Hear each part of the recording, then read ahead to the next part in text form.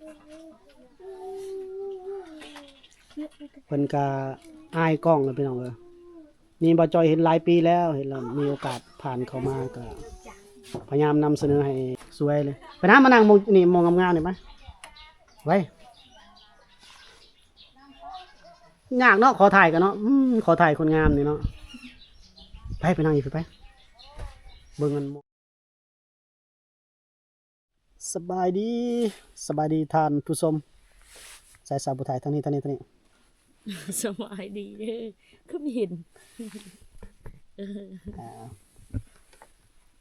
พ่อกับเฮา2คนเส้นเก่าเส้นเคยท่านผู้ชมเนาะมื้อนี้พาพี่น้องเข้าป่าเข้าเขาไปเที่ยวไปชมวิถีชีวิตความเป็นอยู่ของสาวงามบ้านป่าเนาะพี่น้องเอ้ยเข้าป่าเข้าดงคือเก่ามีแต่ผู้กับผู้เดี๋ยวแผ่นกล้องให้เบิ่งก่อนแม่นบ่ใจเอาแถวทางนี้เลยไปเลาะนี่คือเส้นทางที่เราจะไปตรงความภูประมาณ 2-3 ลูกนี่แหละกว่าแล้วเนาะกว่าเลยเนาะเขาจะขึ้นทางป่าไม่เกิดมายังมายูคาเนาะบ้านเอิ้นไม่วิกลงทางนี้ก็ได้แต่ทางนี้ยากกว่าเก่าเขาบ่ใส่แล้วไปทางนี้จะขึ้นแต่ภูเขาพี่น้องมีขึ้นเลยบ่มีบนลงเฮาไปมื้อนี้ก็ได้เป็นสะพานบุญให้กับน้องยนต์เนาะน้องยนต์ก็คนตัวขาวๆตัวน้อยๆเนาะทางบ้านน้องเวียงพุ่นแหละพี่น้องเด้อไปหาเพิ่นอยู่พุ่นแหละบ่ฮู้ว่าอยู่หรือบ่พี่น้องฉะนั้นบ่มีสัญญาณบ่มีช่องทางการติดต่อเนาะพี่น้องเนาะไปนั่งรอนี่เนาะมื้อนี้เนาะจังว่าคันโชคดีเพิ่นบ่ไปไสก็เฮาได้พบพ่อเพิ่นอย่าเพิ่นไปเก็บแคมคันเพิ่นไปเก็บแคมก็ได้นั่งรอแล้วพี่น้องเนาะมีเก็บแคมก็ไปรับจ้างงานจีนเนาะช่วงนี้เข้าแต่ป่าเข้าแต่ดงพี่น้องตอนหาเงินเพิ่นโอเคเนาะติดตามชมการเดินทางของพวกเรา2คนได้เลยเด้อพี่น้องเด้อฝากกดไลค์กดแชร์เพราะนี่แหละเส้นทางไปสาวผู้ไทยมาให้จับกล้องเองพี่น้องขับรถก็อยู่นี่จับกล้องก็อยู่นี่โยข้างหลังกระโดดอันนี้ป่าไม้ยูคาแบบทางนั้นเขาสัมปทานภูเขาปลูกไม้ยูคาด้วยพี่น้องคือมีป่าแล้วเขา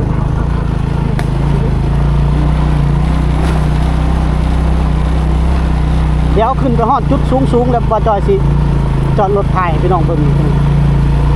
ภูเขาลูก 2-3 ลูกนี่มีแต่ป่าไม้ยูคาทั้งหมดโอ้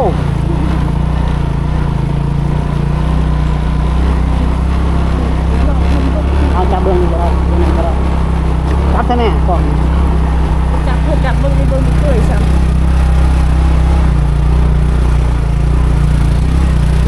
โตอัดซะได้ขึ้นหรือบัดอย่าบิดกล้องไปต้องขึ้นหลายบิด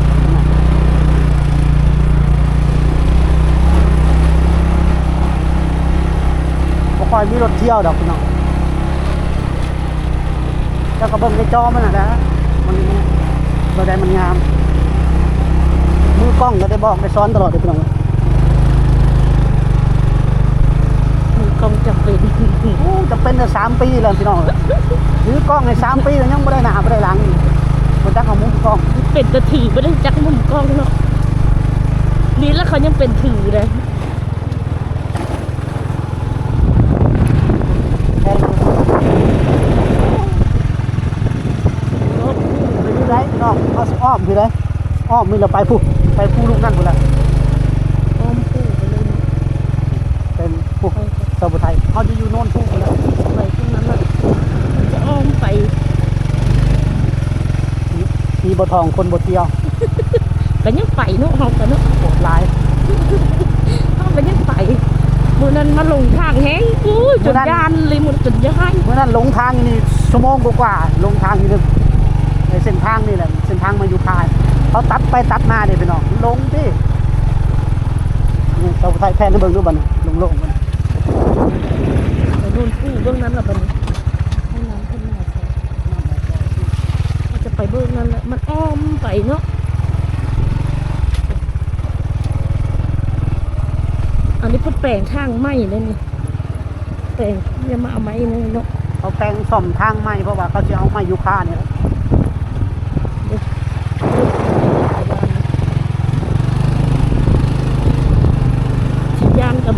ทั้งไปกับบุซอย ย่านนี่จะไป นี่มึงลาก ผมแม่นเอาบ่ย่านได้เดินทางไปย่านได้พี่น้องเด้อแต่ว่าบ่มีมือหยุด ไปสมู ไปตลอด ไปเมืองนอกบ้านนี้ยังโอเคอยู่เนาะอันนี้ข้างนี้เด็กมาสิอ้อมไปเพื่อนั้นนะ แต่ว่าเส้นทางกับชาวบ้านเพิ่นก็เที่ยวทางนี้แหละพี่น้องชาวบ้านเพิ่นก็ไปทางนี้ก็บ่ค่อยได้เห็นเข้ามา จะไปเด้สิไปว่าไงทิศนึงได้บ่เท่านึงเป็นออกมือเด็กมาในนี้เนาะมันอ้อมทำไมเธอแรงจังตรงนี้มาดีได้บัดนี้ มันอ้อมไปบัดนี้เนาะทางนี้เนาะ เขาขึ้นพอดีได้มื้อนั้นเนาะ นั่นบ่ แม่นไปทางนี้ก็ได้มายันหลุมทางไปทางนี้ละไปไหววิจิโบไปทางไหนซื้อ ฮะเอาขึ้นไปนั่นนั่นบ่ตรงนู้น ใช่ละ ฮะ แม่นละข้างในบอก ยก แม่นละแม่นละ แยกลงหน่อยหนึงก็ไปทางใหม่แล้วเด้อ แม่นละ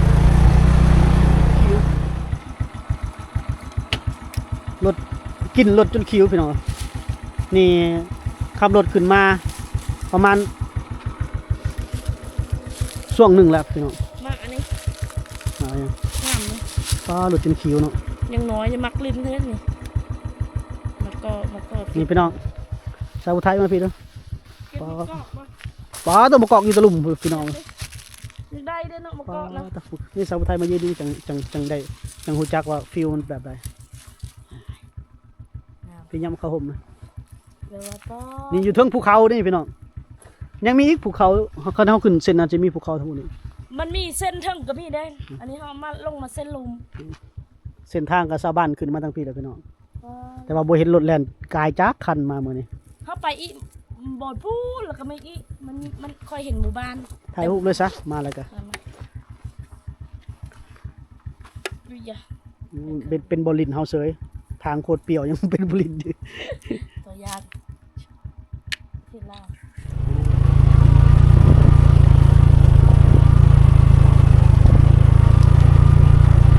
สั่นเจอระเบิด มันลงแต่เขาเลยมันก็สั้นเลยนี่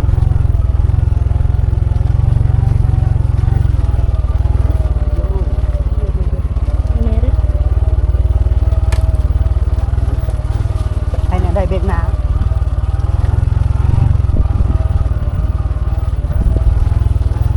เบรกหลังกับบริเปลี่ยนยาวเลย ไม่มีวิทย์กลมเลย ยาง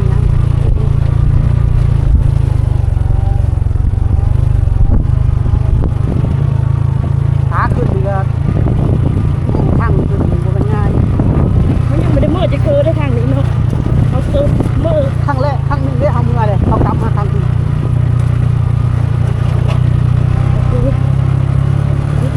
ยังเดือนหนึ่ง ยักษ์ปะ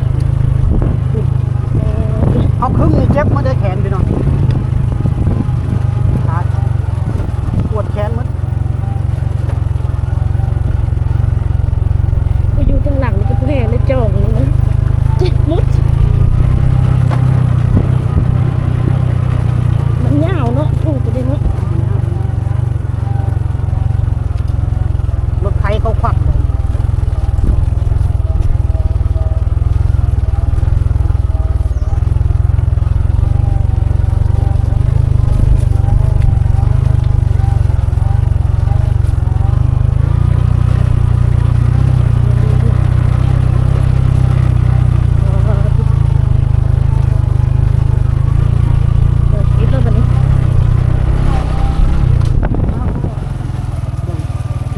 คือว่าเบอร์หอดแล้วพี่น้อง หมู่บ้านนี่เลย เรียบลงมาตามตีนเขาเนาะอันนี้ก็ทางเขาเห็นทางไปเอาไม้ยูคาพี่น้องบ่แม่นทาง อยู่ในจากสะบานบ บ่ อก เป็นทางชาวบ้านเลยแต่ชาวบ้านมาใส่ของเขา ข้างในได้คือ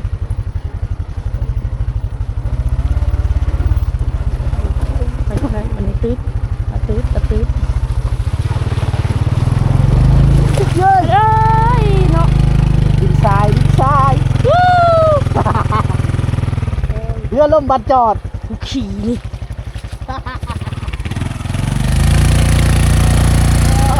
เรือล่มบัดจอด ไปทั้งนะเอ้ยเปียกมาเลยบานนี่แรงตีนแกน เรือล่มบัดจอดพี่น้องเอ้ย สั่งอะไรคอย ไปทุกทีสิหายเฮ็ดหยัง หายไปจะสั่งอะไรขั้นไม่แม่นสาวเหล็งเนาะ บ่แม่นจัง ฮี่เหมือนมีเห็นเป็นนั่นนี่เปียกมาเลยลองมันนี่เมื่อกันหนาววัดนี้ไปหาล้างนั้นก็มันนี่ตบบ่เหล็งนี่ดิเพิ่นลงไปเบิ่งอีเด้เปียกแล้วลงไปหาสังเกตเบิ่งเด้เมื่อคนมีรับผิดชอบเลยนี่นะเป็นเรื่องมีเอาตีนลงนะเฮ้ย เอามันเสียหลักเด้มันแบบมันธรรมดาแล้วเฮาก็ต้องมีแนวตื่นเต้นนะหน่อยหนึงนะ ส่งกระเปียกเนาะเกือบกระเปียกรองเท้ากระเปียกถุงเท้ากระเปียกน้ำผ่านบ้านเพิ่นพี่น้องคักเนาะไปฮอนแดดเพื่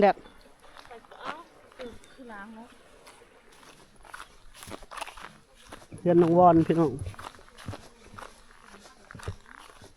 เพื่อนเพิ่นบ้านเพิ่นแหละนะน้องเราบ่อยู่ซ้ำพี่น้องเอ้ย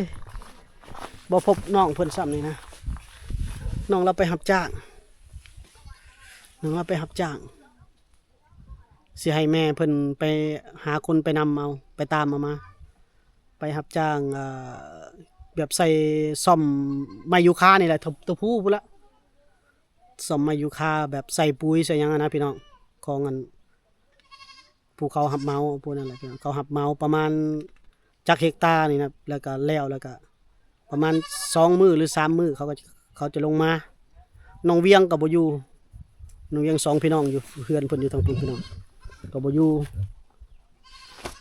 น้องวอนก็บ่อยู่เขาไปนำกันเด้ไปนำกันให้แม่เพิ่นหาคนเอารถจักรไปนำเอาก่อนก็น่าจะหลายชั่วโมงอยู่เนาะไปรับจ้างรับเมาแบบสิว่า5-6 คนไปแล้วไปใส่ปุ๋ยบ่ไปใส่หยังก็ว่ากันไปพี่น้องเฮาก็ได้รอท่าแล้วบัดนี้นี่แหละว่าจอยเข้ามาย่านแต่อย่างเดียวย่านบ่พบเขาเจ้าก็แม่นความคิดบ่ถึกตะเลขนะซื้อบ่ถึกตะหวยหั่นล่ะแนวอื่นคิดไว้น่ะถึกหมด โอ้ท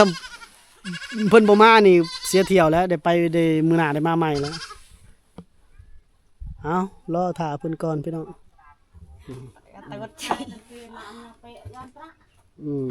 นี่ช่วงที่รอท่าน้องย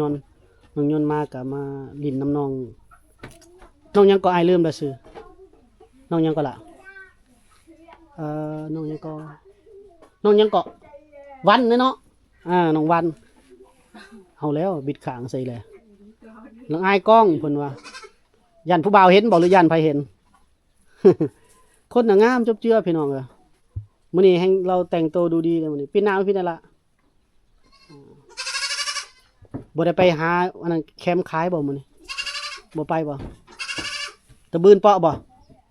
เพิ่นเว้าเอาตั้งปนายบรูมาเอาตั้งปนายบรูตั้งอายนี่มาบ่ตะบืนเปาะช่วยเตื้อยบ่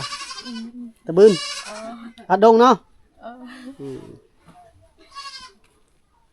อัดดงบ่ได้ไปช่วยจ่าบ่ตะบืนเปาะช่วยจ่าบ่บัตรละโจรมีบ่บัตรละโจรดื้อบ่บัตรละโจรตั้งวินเนี่ย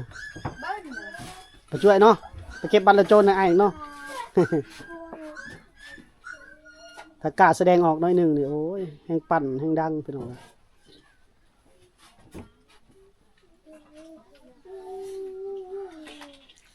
เพิ่นก็อายกล้องแล้วพี่น้องนี่บ่จอยเห็นหลายปีแล้วเห็นแล้วมีโอกาสผ่านเข้ามาก็พยายามนำเสนอให้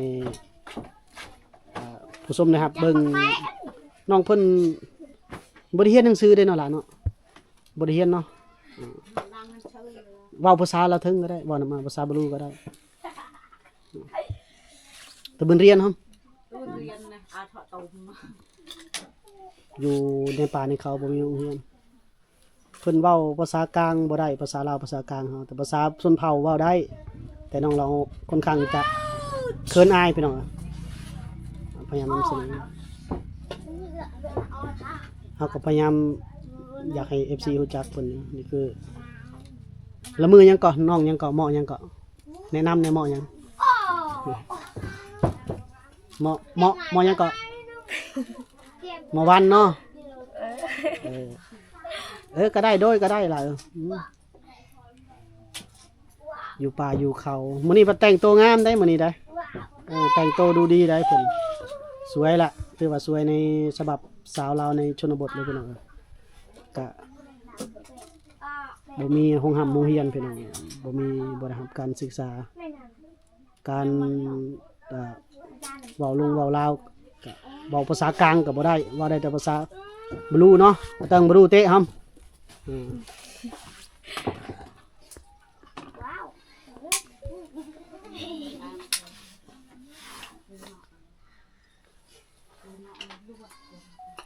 นั่นไรไปนั่นไงนั่นหลังวัน10 ปีจักปีแล้วเจ้าบ่ฮู้บ่ถามเพิ่นจักปีบ่ฮู้จักเขาอายุจักปีซ้ำจักปีแล้วแม่ลูกเจ้าน่ะแม่นอกดังตรังเอ้าแม่ก็ตรังกันบัดนี้ดังเด้อแม่ก็เพิ่นก็บ่ฮู้บ่ได้จดเด้พี่น้องบ่มีความรู้ทั้งครอบทั้งครัวนี่ก็เฮือนเพิ่นก็ลำบากพี่น้องอยู่พากระแตะพากระจาดสาวลาวนี่บ่ฮู้ฮอดวันเดือนปีเกิดพี่น้องก็เห็นหน้าเห็นใจซุมเพิ่นอยู่เนาะมีแฟนแล้วบ่บ่มีเนาะยังโสดเนาะ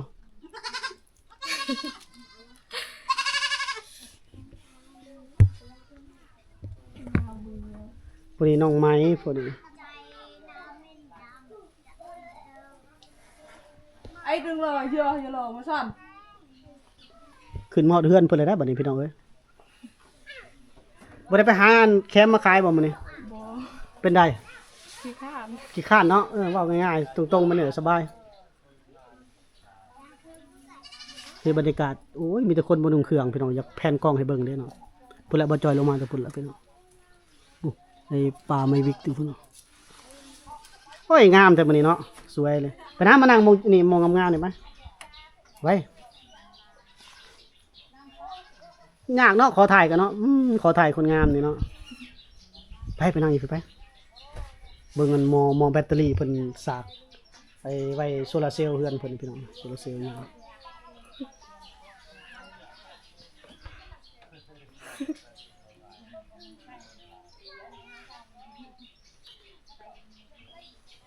หมู่บ้านน้องยนต์แล้วเนี่ยสาวมีแต่สาวงามได้บ้านนี่แหละ